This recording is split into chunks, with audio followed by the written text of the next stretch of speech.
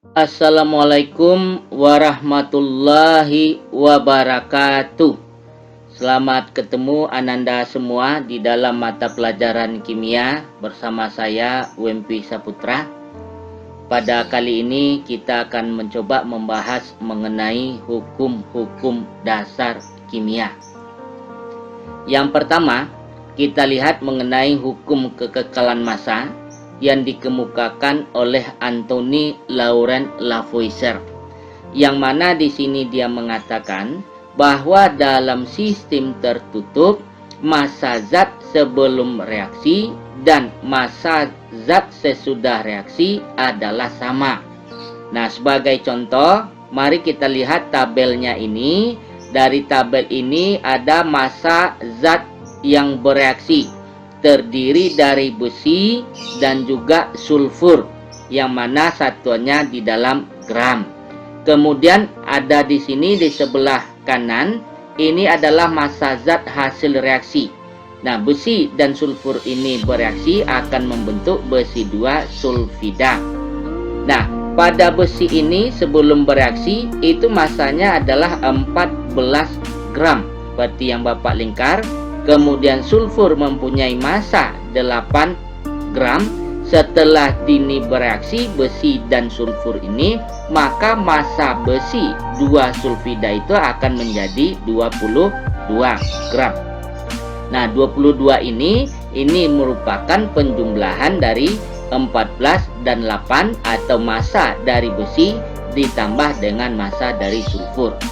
Kemudian contoh yang kedua, ini massa zat sebelum bereaksi untuk besi adalah 28, sedangkan sulfur adalah 16. Nah, setelah terjadi reaksi membentuk besi 2 sulfida, massanya itu menjadi 44. Nah, sama seperti tadi, 44 ini merupakan penjumlahan dari 28 ditambah dengan 16 atau massa besi ditambah dengan massa sulfur. Nah, kemudian yang kedua adalah hukum perbandingan tetap yang dikemukakan oleh Joseph Proust, yang mana di sini dia mengatakan bahwa perbandingan massa unsur-unsur dalam suatu senyawa adalah tetap. Ini berdasarkan dari hasil percobaan yang dilakukan oleh si Proust ini, yaitu yang pertama atau yang A-nya itu pada senyawa NaCl atau natrium klorida, perbandingan massa Na dan Cl itu selalu tetap, yaitu 39% untuk Na dan 61% untuk Cl. Atau massa Na banding massa Cl ini akan sama dengan 2:3. Kemudian yang kedua percobaan dari Proust ini yaitu pada molekul air.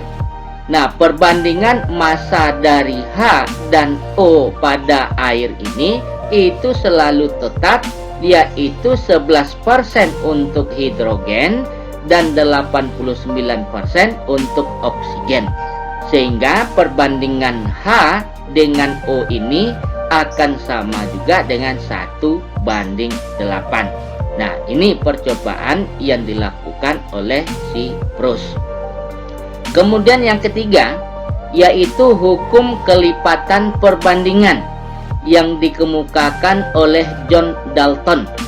Di sini dia mengatakan bahwa jika dua jenis unsur bergabung membentuk lebih dari satu senyawa, dan jika massa salah satu unsur dalam senyawa-senyawa tersebut sama, sedangkan massa-massa unsur lainnya berbeda, maka perbandingan massa unsur lainnya dalam senyawa tersebut merupakan bilangan bulat dan sederhana. Nah, contohnya mari kita lihat, yaitu nitrogen dapat membentuk senyawa N2O, kemudian dapat membentuk NO2 dan juga dapat membentuk N2O3. Nah, ini Ananda perhatikan tabelnya. Pada senyawa N2O, massa N di sini 28, massa O 16, maka perbandingan antara N dengan O ini adalah 7:4. Kemudian contoh yang keduanya ini, tadi sudah disampaikan juga nitrogen ini bisa membentuk NO2, maka untuk NO2 ini massa N sama dengan 14, kemudian massa O sama dengan 16, sehingga perbandingannya itu adalah 7:8. Nah, kemudian untuk N2O3, massa N sama dengan 28, massa O sama dengan 48, maka perbandingannya itu akan sama dengan 7:12. Nah, jadi ini pendapat atau hukum kelipatan perbandingan yang dikemukakan oleh si Dalton. Kemudian yang keempat adalah hukum perbandingan volume yang dikemukakan oleh si Henry Cavendish. Di sini dia mengemukakan bila diukur pada temperatur dan tekanan yang sama, perbandingan volume gas-gas yang bereaksi dan volume gas hasil reaksi merupakan bilangan bulat dan sederhana. Nah, dari pernyataan Henry Cavendish tadi, maka dapat kita tulis dalam bentuk persamaan, yaitu volume A per volume B, seperti yang Bapak ringkar, akan sama dengan koefisien A dibagi dengan koefisien B. Atau volume A, kalau kita ingin mencari volume A, ini akan sama juga dengan koefisien A bagi koefisien B dikali dengan volume B. Nah, contoh soalnya, mari Ananda perhatikan contoh soal berikut.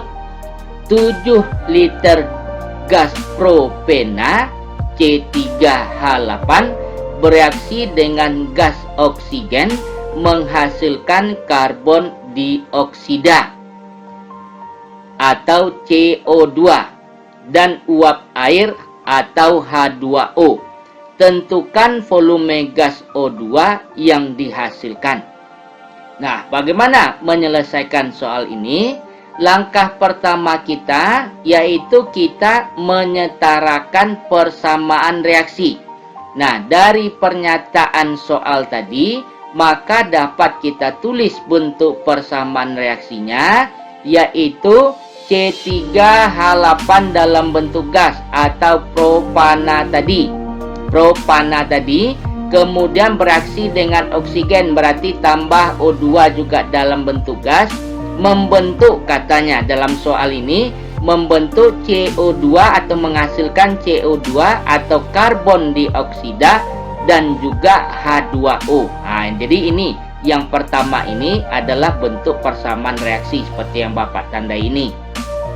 Nah, persamaan ini dia belum setara. Nah, langkah kita adalah menyetarakan persamaan reaksi. Nah, bagaimana menyetarakan persamaan reaksi? Itu sudah kita bahas pada pertemuan kita sebelumnya. Nah, sehingga persamaan ini kalau kita setarakan, maka akan menjadi C3H8 yang Bapak lingkar ya. Ini yang propana tadi bereaksi dengan O2. Nah, ini sudah ditambahkan setelah disetarakan, ini koefisiennya ditambahkan 5, kemudian menghasilkan CO2 tadi. Setelah kita setarakan, maka koefisiennya di depannya ini ditambahkan 3 seperti yang Bapak lingkar.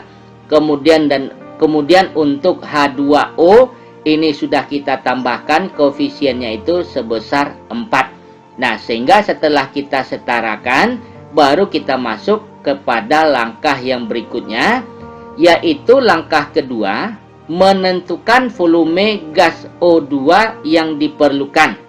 Nah, dari persamaan tadi sudah kita lihat bahwa volume C3H8 dibanding dengan volume O2 sama dengan koefisien C3H8 banding koefisien O2.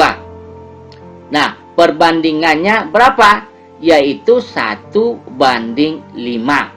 Nah, dari mana datangnya perbandingan 1:5 ini? Ini kembali kepada soal tadi, Ananda perhatikan. Nah, ini massa zat sebelum reaksi 1 pada C 3H8 dan juga pada O adalah 5. Ini perbandingan yang kita ambil sesuai dengan rumus yang sudah kita sampaikan yang ini tadi. Nah, kemudian kita cari volume O2. Kalau sudah dapat perbandingannya tadi, maka volume O2 sama dengan 5/1. Nah, 5 ini adalah koefisien dari O2 ini tadi. Ya, ini yang O2 koefisiennya 5 seperti pada soal tadi, dibagi dengan 1. Yang Bapak lingkar ini, 1 ini adalah koefisien atau perbandingan koefisien dari C3H8 kali volume C3H8. Nah, kemudian dari volumenya ini, dari soal tadi sudah kita lihat juga bahwa volumenya itu ya didapatkan di sini adalah volumenya itu tadi sama dengan 7 ya. Nah, volume C3H8 ya. Nah, kemudian 5/1 ini kita kalikan dengan 7 sehingga sama dengan 35. Nah, jadi volume gas oksigen itu akan sama dengan 35 liter. Kemudian berikutnya adalah hukum Avogadro yang dikemukakan oleh Amedeo Avogadro. Di sini dia mengemukakan bahwa pada temperatur dan tekanan yang sama, semua gas pada volume yang sama mengandung jumlah molekul yang sama. Nah, sehingga di sini perbandingan volume sama dengan perbandingan molekul. Nah, contohnya di sini pada suhu dan tekanan tertentu 10 liter gas CO2 atau karbon dioksida mengandung di sini sebesar 6,02 kali 10 pangkat 23. Nah, maka pada suhu dan tekanan yang sama 10 liter gas oksigen juga mengandung 6,02 kali 10 pangkat 23 molekul.